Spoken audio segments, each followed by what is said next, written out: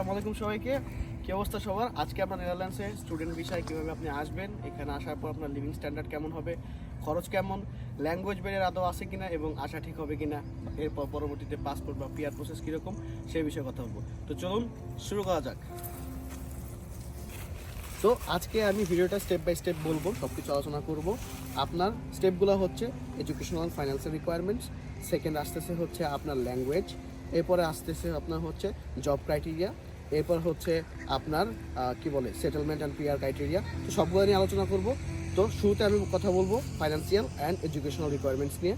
আপনার educational requirements হচ্ছে আপনি যদি ব্যাচেলার্সে আসতে চান তাহলে অবশ্যই আপনাকে বাংলাদেশে 12th ক্লাস পড়া হতে হবে, অর্থাৎ আপনি এইচএসসি পাস করছেন এরকম একজন স্টুডেন্ট আপনাকে হতে হবে। নেক্সট আসতেছে হচ্ছে আপনার এসএসসি আর এইচএসসি রেজাল্টটা হচ্ছে অ্যাবভ 4.00 ইজ ফাইন। আপনার আমাদের জিপিএ হচ্ছে 5-এর মধ্যে বাংলাদেশে। তো আপনার 4-এর উপরে যা আছে সবই সুন্দর, সবই পারফেক্ট, আপনি আসতে পারবেন সেই স্কোর শো করে। তো চলুন এখন কথা বলা যাক আইএলস নিয়ে। আপনাকে নেদারল্যান্ডসে আসতে হলে অবশ্যই আইএলস পরীক্ষা দিতে হবে এবং সেই টেস্টে আপনাকে মিনিমাম 6 স্কোর রাখতে হবে। স্ট্যান্ডার্ড হচ্ছে 6.5, no man less than 6।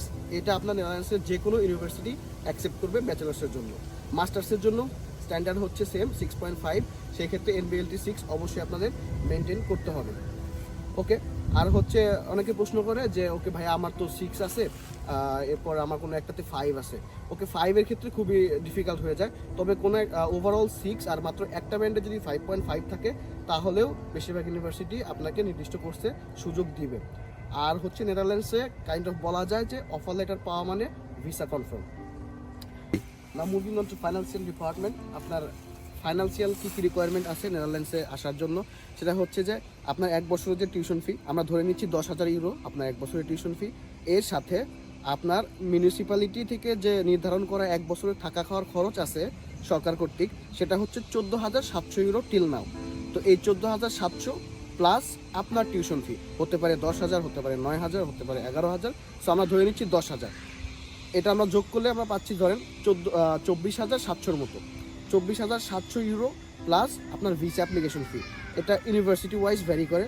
University কোনো ইউনিভার্সিটিতে 200 ইউরো হয়, কোনোটাতে 300, যেমন আমারটাতে ছিল 500। তো এই টোটাল যে খরচটা ধরেন 25,000 থেকে 27,000-এর মতো ইউরো আপনাকে ভার্সিটির ব্যাঙ্ক অ্যাকাউন্টে ডিপোজিট করতে হবে লিকুইড ক্যাশ বাংলাদেশ থেকে। তো এখন পর্যন্ত এই রুল জারি আছে। আর এই যে টাকাটা আপনি ডিপোজিট করলেন এর মধ্যে হচ্ছে 1 বছর তো আপনার টিউশন ফির টাকা। আপনি নেদারল্যান্ডসে আসার পরে আপনার যে থাকা খাওয়ার জন্য 14,700 ইউরো ডিপোজিট করছেন ভার্সিটির ব্যাঙ্ক অ্যাকাউন্টে, সেই সম্পূর্ণ টাকা আপনি ভার্সিটির কন্ডিশন অনুযায়ী ইনস্টলমেন্টে আপনি ব্যাক পাবেন আপনার ব্যাঙ্ক অ্যাকাউন্টে। আর এটা হচ্ছে কোনো ভার্সিটি 3 মাসে দিয়ে দেয়, কোনো ভার্সিটি আছে মাসে একটা করে দেয়, সেই হিসাবে ধরেন 12 মাসে দিয়ে দিবে। কোনো ভার্সিটি আছে 2 ইনস্টলমেন্টে দিয়ে যায়। এটা পুরোপুরি ভার্সিটির উপর নির্ভর করে। তো চলুন কথা বলি নেদারল্যান্ডসের চাকরির বিষয়ে বা জব ক্রাইটেরিয়া নিয়ে। নেদারল্যান্ডসে একজন ইন্টারন্যাশনাল স্টুডেন্ট হিসেবে আপনি 16 ঘন্টা উইকলি অফিসিয়ালি কাজ করার পারমিশন পাবেন। এর পাশাপাশি আপনি যদি চেম্বার অফ কমার্স বা কেভিকে এর থ্রুতে নিজের একটি বিজনেস খুলেন, যেটাকে বলা হয় ইনমানজাহ বা সোল প্রোপ্রিয়েটরশিপ বা ওয়ান ম্যান বিজনেস, ওটার মাধ্যমে আপনি এই 16 ঘন্টার ব্যারিয়ারটা কিছুটা হলেও ওভারকাম করতে পারবেন। আপনি চাইলে 16 ঘন্টার বেশিও কাজ করতে পারবেন কেভিকে এর থ্রুতে। তবে ফিউচারে কেভিকের আপডেট কী হবে, কেভিকে আদৌ থাকবে কিনা ইন্টারন্যাশনাল স্টুডেন্টের জন্য, সেটি এখনও বলা যাচ্ছে না। এখন সবচেয়ে বড় যে প্রশ্ন যে ভাইয়া আমি নেদারল্যান্ডসে এই 16 ঘন্টা বা এর বাইরে যে আমরা বলতেছি কেভিকের থ্রুতে একটু বেশি কাজ করতে পারবো, এগুলো করে আমার থাকা খাওয়া প্লাস টিউশন ফি আমি ম্যানেজ করতে পারবো কিনা, এর সলিড আনসার হচ্ছে না। এটা কখনোই নেদারল্যান্ডসে সম্ভব না। হ্যাঁ, আপনাকে অনেক ইউটিউবার, অনেক ফেসবুকে যারা ভিডিও ছাড়ে আপলোড করে অনেক বড় ভাই বলতে পারে যে আমি তো এই করতেছি সেই করতেছি, বাট সেই ক্ষেত্রে বাস্তবতা ভিন্ন হইতে পারে। আপনার 1020 থেকে 30 জন সবগুলোই ম্যানেজ করতে পারতেছে, তারা একটা কমফোর্টেবল জব পাইছে, তারা ভালো স্যালারি পাচ্ছে নেদারল্যান্ডসে, সব মিলে তারা হয়তো ম্যানেজ করতে পারছে। কিন্তু আপনার ব্যতিক্রম কখনোই উদাহরণ হতে পারে না, exception can not be an example. So সেক্ষেত্রে আপনাকে এই বিষয়টা অবশ্যই জেনে আসতে হবে নেদারল্যান্ডসে, যে আপনি আসার পর আপনি ফুল ফাইন্যান্সিয়ালি নিজেকে সাপোর্ট করতেও পারেন আবার নাও করতে পারেন। তো সব দিক থেকে প্রিপারেশন নিয়ে আসা খুবই বুদ্ধিমানের কাজ হবে আপনাদের জন্য। তবে আপনি বেশিরভাগ ইউনিভার্সিটিতেই আপনার টিউশন ফি ইনস্টলমেন্টে দেওয়ার একটা সুযোগ পাবেন, যেটা কিনা হতে পারে আপনি সেমিস্টার ওয়াইজ দিবেন বা 6 মাসে একবার দিবেন, অথবা এরকম হতে পারে যে আপনি মান্থলিও দিচ্ছেন বা কোয়ার্টারলি 3 মাসে 4 মাসে দিচ্ছেন, এটা ডিপেন্ড করে। তবে হ্যাঁ, আপনি আপনার টিউশন ফি বেশিরভাগ ভার্সিটিতেই ইনস্টলমেন্টে দেওয়ার একটা সুযোগ পাবেন, যেটা করে আপনি নিজেকে সাপোর্ট করতে পারেন এবং আপনার চলার রাস্তাটা আরেকটু স্মুথ হতে পারে। নেদারল্যান্ডসের অফিসিয়াল ভাষা হচ্ছে ডাচ, এর পাশাপাশি ইংরেজিও একটি অফিসিয়াল ল্যাঙ্গুয়েজ নেদারল্যান্ডসে। আর আপনার এখানকার অলমোস্ট 99% মানুষ ইংরেজিতে কথা বলে। সো এখানে আপনার আসলে ল্যাঙ্গুয়েজ ব্যারিয়ার বলতে কিচ্ছু নাই, আপনি শুধু ইংরেজি পারলেই চলবে, আপনার ডাচ শেখার কোনো প্রয়োজন নেই। চলুন এখন কথা বলি পিআর বা সেটেলমেন্ট নিয়ে।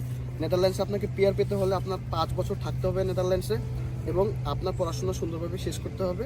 পড়াশোনা শেষে আপনাকে একটি ভালো জব ম্যানেজ করতে হবে। এই জব খোঁজার জন্য আপনি নেদারল্যান্ডসে 1 বছরের একটি ভিসা পাবেন, জব সার্চিং ভিসা, এবং পরবর্তীতে আপনি চাইলে সেটা এক্সটেন্ড করতে পারবেন আরও 1 বছর। সেই ক্ষেত্রে আপনি 2 বছর জব সার্চিং ভিসা পাচ্ছেন নেদারল্যান্ডসে। আর এই 2 বছরের মধ্যে আপনি যদি জব পেয়ে যান, একটা স্পন্সরশিপ পেয়ে যান, তাহলে আপনি নেদারল্যান্ডসে পিআরের জন্য এলিজিবল হবেন। তবে এর পাশাপাশি আপনাকে ডাচ ল্যাঙ্গুয়েজ শিখতে হবে। সেই ক্ষেত্রে আমরা আগে বলছিলাম যে এখন আর ডাচ দরকার নেই যখন আপনি স্টুডেন্ট ছিলেন, বাট স্টুডেন্ট থেকে যখন আপনি বের হয়ে ওয়ার্ক পারমিটে চলে আসতেছেন, আপনি পিআর স্ট্রিমে যাচ্ছেন, তখন আপনার কিন্তু ডাচ ল্যাঙ্গুয়েজটা প্রয়োজন হবে। আর ডাচ ল্যাঙ্গুয়েজ টেস্ট আপনাকে পাস করতে হবে। এরপর আপনার কাছে হচ্ছে ডাচ ন্যাশনালিটি একটা টেস্ট আছে, সেটাকে ওরা বলে হচ্ছে ন্যাচারালাইজেশন টেস্ট। তো আপনাকে এই টেস্টে পাস করতে হবে। এই টেস্টের পরে আপনার ব্যাকগ্রাউন্ড চেক হবে। আপনি 5 বছর বা যতটুকু সময় নেদারল্যান্ডসে ছিলেন, এই পুরো সময়টাতে আপনি ঠিকভাবে চলছেন কিনা, আপনার ট্যাক্সগুলো ক্লিয়ার আছে কিনা, আপনার কোনো ক্রিমিনাল অফেন্স আছে কিনা, এই প্রত্যেকটা ব্যাকগ্রাউন্ড চেক হবে। এগুলো সাকসেসফুলি ভেরিফাই হওয়ার পরে আপনি কিন্তু নেদারল্যান্ডসের পাসপোর্টের জন্য এলিজিবল হয়ে যাবেন। তো এই ছিল আজকের ভিডিওতে। কোনো ইনফরমেশন যদি ভুল দিয়ে থাকে, আপনার যদি মনে হয়, সেক্ষেত্রে আমাকে কমেন্ট করে শুধরে দিতে পারেন, আমি অবশ্যই সেটি ভালোভাবে নিব। আর অবশ্যই যে বিষয়গুলো আলোচনা করলাম পুরো ভিডিওতে, সেই বিষয়গুলো বিচার বিবেচনা করে আপনার অবস্থা অনুযায়ী জাজ করে এরপর আপনি একটা সিদ্ধান্ত নেবেন। অ্যাব্রড জার্নি শুভ হোক এই কামনাই। তো আজকের মতো it's your boy Titu, signing out.